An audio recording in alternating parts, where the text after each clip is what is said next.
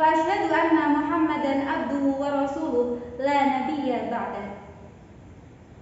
Alhamdulillah, pertama-tama marilah kita panjatkan rasa puji syukur kita kehadirat Allah Subhanahu wa taala yang senantiasa memberi kita rahmat, hidayah serta nikmatnya sehingga kita semua dapat menjalankan ibadah puasa tanpa ada halangan suatu apapun.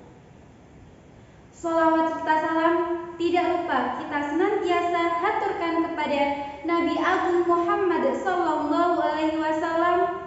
Semoga kita semua termasuk umat beliau yang mendapat syafaatnya fid din wad dunya wal akhirah.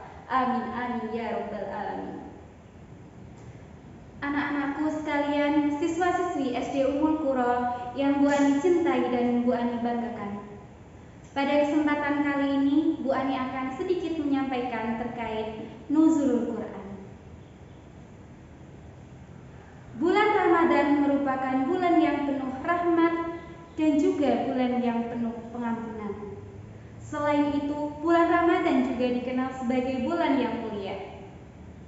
Apakah anak-anak tahu kenapa bulan Ramadan disebut dengan bulan yang sangat mulia? Nah, karena pada bulan Ramadan ini terjadi peristiwa nuzulul Quran pada pertama kalinya. Anak-anakku yang saya cintai dan saya banggakan, tahukah anak-anak apakah yang dinamakan dengan nuzulul Quran itu? Nah, Bu Ani akan sedikit menjelaskan terkait nuzulul Quran dalam sebuah lagu. 17 Ramadan Al-Quran diturunkan pada Nabi Muhammad lewat malaikat Jibril di Gua Hira. Pertama kalinya kita menyebutnya nuzulul Quran. Sekali lagi ya, 17 Ramadan Al-Quran diturunkan pada Nabi Muhammad lewat malaikat Jibril di Gua Hira. Pertama kalinya kita menyebutnya nuzulul Quran. Nah, anak-anak, setelah kita mendengarkan lagu tadi, apakah anak-anak sudah tahu apa yang dinamakan dengan nuzulul Quran itu?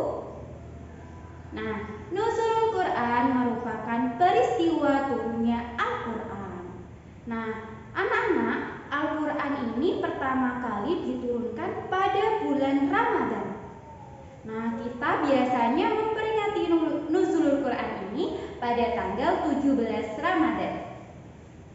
Nah, Al-Quran diturunkan oleh Allah Subhanahu wa taala kepada Nabi Muhammad tidak langsung dalam bentuk satu kitab, melainkan secara berangsur-angsur, bertahap per ayat.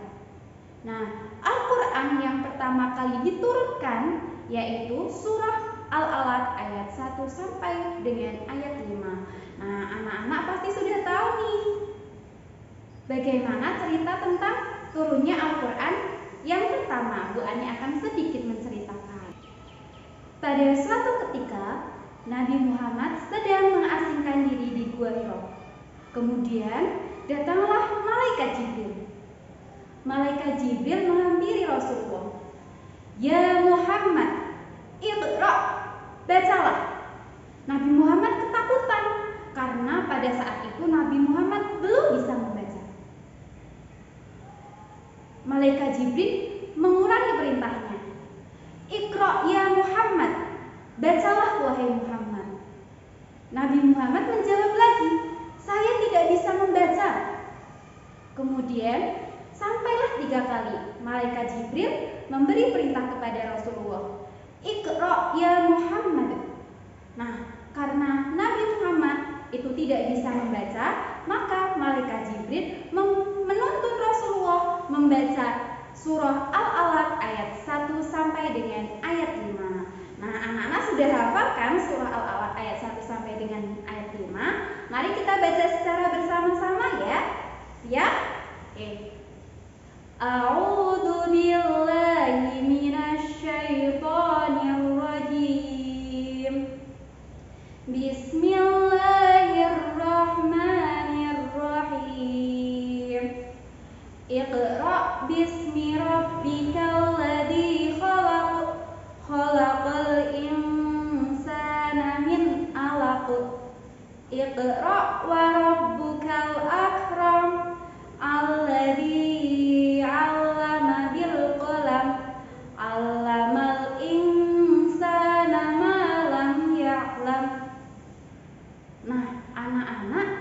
itulah Al-Quran yang pertama kali diturunkan, yaitu surah Al-Alaq ayat 1 sampai dengan ayat 5. Nah, Al-Quran ini diturunkan secara berangsur-angsur, bertahap. Nah, kemudian selang beberapa bulan kemudian Al-Quran juga diturunkan. Nah, Al-Quran itu diturunkan kurang lebih berangsur-angsur selama 23 tahun. Nah, untuk surat yang terakhir diturunkan yaitu surah Al-Maidah ayat 3. Nah, pada saat itu memang Rasulullah sangat ketakutan sekali saat mendapatkan wahyu yang pertama, yaitu berupa surah Al-Alaq ayat 1 sampai dengan ayat 5. Nah, anak-anakku sekalian yang Bu Ani cintai dan Bu Ani banggakan. Nah, apakah anak-anak tahu mengapa Allah menurunkan Al-Quran kepada kita? Ada yang tahu? Nah, Allah menurunkan Al-Quran kepada kita semua guna sebagai petunjuk dan pedoman hidup kita dalam melakukan sesuatu apapun, baik itu saat kita beribadah kepada Allah maupun saat kita melakukan hubungan antar sesama manusia. Selain itu, Al-Quran juga diturunkan sebagai pembeda antara yang benar dan yang batil atau yang salah. Sebagaimana Allah telah berfirman dalam surah Al-Baqarah ayat 185 yang berbunyi, A'udzu billahi minasy syaithanir rajim. Bismillahirrahmanirrahim. Syahrul Ramadan alladzi unzila fihil Qur'an hudal linnasi wa bayyinatin minal huda wal furqan. Yang artinya bulan Ramadan adalah bulan yang di dalamnya diturunkan Al-Quran sebagai petunjuk bagi umat manusia dan penjelasan mengenai petunjuk itu dan pembeda bagi yang benar dan yang batil. Quran surah Al-Baqarah ayat 185. Anak-anak yang Bu Ani cintai dan Bu Ani banggakan, Al-Quran itu sangat penting dalam kehidupan kita. Kenapa demikian? Karena Al-Quran itu menjadi dasar atau sumber dasar dari segala dasar pedoman hidup manusia, terutama umat Islam, untuk menuju surganya Allah Subhanahu wa Ta'ala. Mengapa tidak? Semuanya, baik tata cara kita beribadah, kita berhubungan dengan manusia, tentang hukum atau yang lainnya yang baik, makanan yang tidak baik, semuanya diatur di dalam Al-Quran. Jadi, hidup kita ini harus berlandaskan Al-Quran.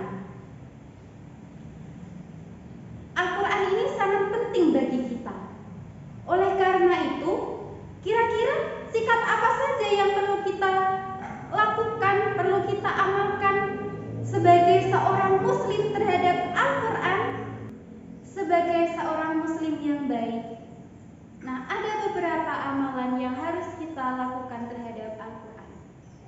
Yang pertama, tidak memilih-milih ayat dalam mengimani Al-Quran.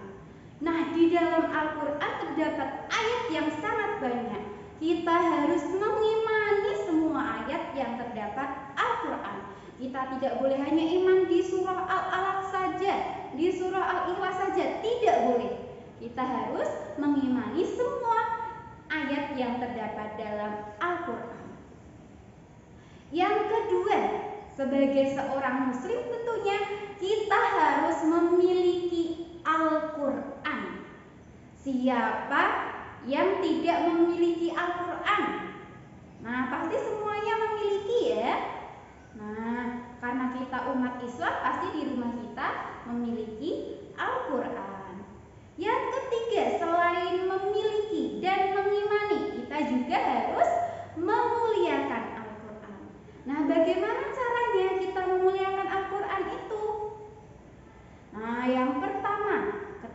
kita memuliakan Al-Quran, pada saat kita memegang Al-Quran, maka kita harus dalam keadaan yang suci, baik dari hadas kecil maupun hadas besar. Kita harus berwudu terlebih dahulu sebelum memegang Al-Quran. Yang kedua, tidak menjadikan Al-Quran sebagai pajangan. Jadi anak-anak tidak hanya memiliki Al-Quran saja, tetapi anak-anak juga harus memanfaatkan Al-Quran untuk dibaca, dihafalkan, tidak hanya dijadikan sebagai pajangan di lemari. Nah, Al-Quran itu harus dibaca.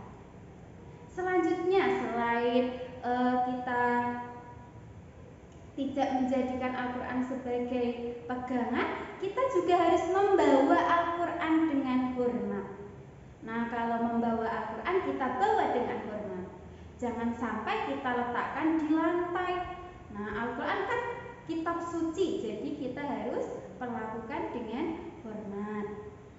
Berikutnya, kita juga harus senantiasa suka membaca, menghafal, dan mendengarkan Al-Quran.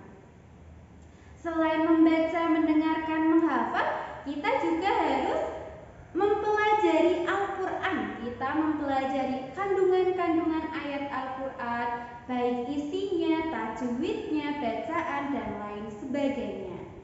Selain itu, setelah kita belajar, maka kita juga harus mengajarkan Al-Quran. Kita bisa berbagi ilmu kepada orang lain yang membutuhkan. Kita bisa membaginya ke teman, ke saudara, dan lain sebagainya. Nah, selain mengajarkan, yang terakhir juga kita harus mengamalkan Al-Quran. Jadi, isi kandungan Al-Quran itu kita amalkan dalam kehidupan sehari-hari kita. Nah, seperti itulah sikap-sikap kita yang harus kita lakukan untuk memuliakan Al-Quran. Nah, anak-anak, insya Allah apabila kita memuliakan Al-Quran, kita menjadikan Al-Quran sebagai pedoman dasar hidup kita dalam melakukan suatu ibadah, melakukan hubungan baik kepada teman, orang tua, dan lain sebagainya, insya Allah kita dapat menuju ke surganya Allah Subhanahu wa Ta'ala, karena kita dalam melakukan apapun kita berlandaskan Al-Quran. Nah, seperti itu ya, kita harus senantiasa memuliakan Al-Quran, karena Al-Quran itu penting bagi kita semua. Nah, anak-anakku sekalian, dari siswa-siswi kelas 1 sampai dengan kelas 6, nah, mungkin cukup sekian ya yang dapat Bu Ani sampaikan pada kultum kali ini. Banyak kekurangan Bu Ani mohon maaf. Terima kasih banyak anak-anak sudah mendengarkan kultum dari Bu Ani. Untuk selanjutnya anak-anak juga bisa mengamalkan sikap-sikap dalam memuliakan Al-Quran. Cukup sekian dari Bu Ani. Banyak kekurangan Bu Ani mohon maaf. Billahi taufiq wal hidayah. Wassalamualaikum warahmatullahi